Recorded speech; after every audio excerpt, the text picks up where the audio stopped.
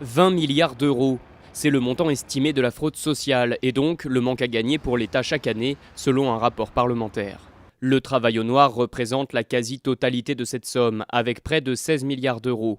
Les 3 à 4 milliards restants correspondent à la fraude aux prestations sociales, comme le RSA, les allocations familiales ou l'assurance maladie. À force de surprotéger les personnes qui sont des demandeurs d'allocations, on crée des situations où vraiment les escrocs s'engouffrent. Et donc le système français est un système peu sécurisé. On rattrape le retard et je crois qu'on va devenir l'un des pays les plus performants puisque le président de la République en fait lui-même une priorité. Le gouvernement veut renforcer les contrôles, créer par exemple une carte vitale biométrique pour lutter contre l'usurpation d'identité ou encore demander aux salariés qui perçoivent abusivement des indemnités maladie de les rembourser.